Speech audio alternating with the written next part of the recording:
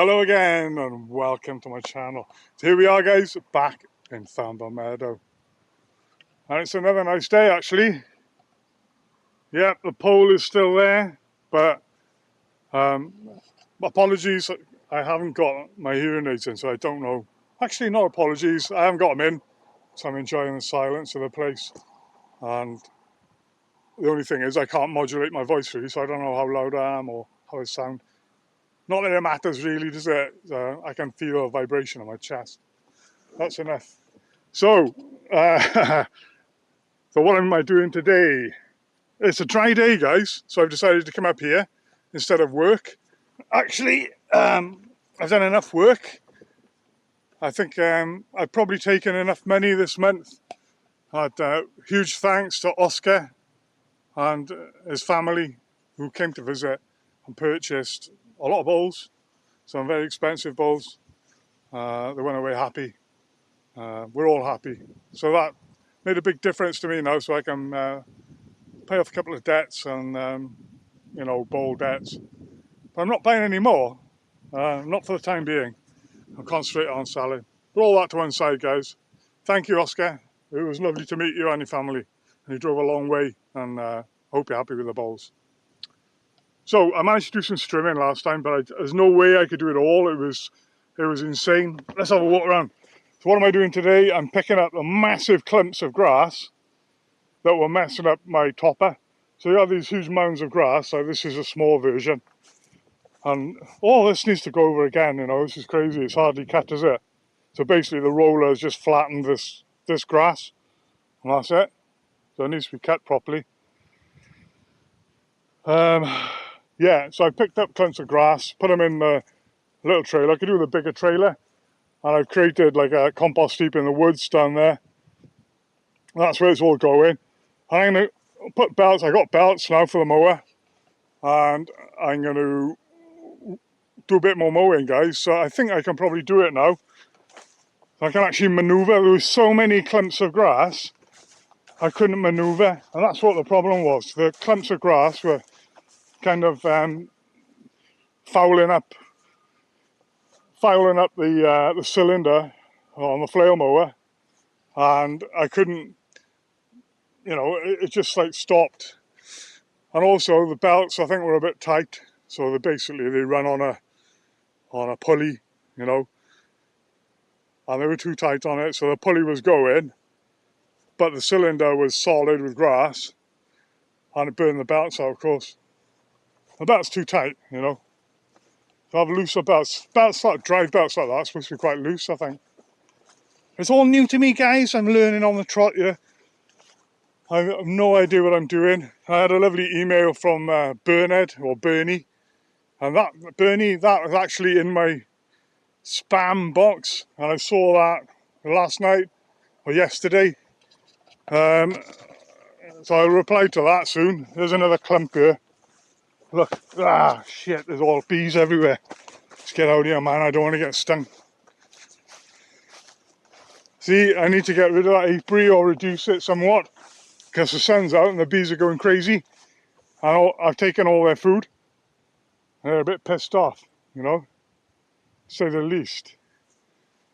Anyway, so there was, down by the pole, there was a crabapple tree. And I thought, I don't want to kill it particularly. So rather than dig it out, I've done it before. I used a rope, put a rope round it and just pulled it out. And it came up with a big clump of soil. And I thought, there you go, that's what you're trying to achieve by digging it out, really. So if it survives, all the better. It's up there now in the orchard. It looks good to me. And that was, about 5-6 days ago. I planted it up there, put like 50 litres of water on it, and it seems happy enough. So I know it was a bit early to move it, but there's no loss if it dies really, but it'd be nice if it takes. I think it will. So all the roots are there. Right, and the soil.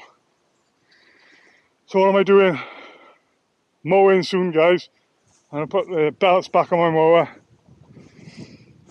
and do a bit more mowing. And my brother's going to come up here one day and help me with or spot me with the chainsaw work. There's no great rush for it. I want to get rid of that pole, as you know, and I'll so many bees about today, it's crazy. I think the bee guy, Dye the Bees, he's been here recently. I think he was here yesterday or something.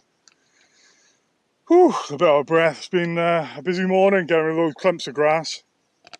But, you know, it was worth doing, I think, because now I can just go over all this again and mulch it up, hopefully. We'll see, anyway.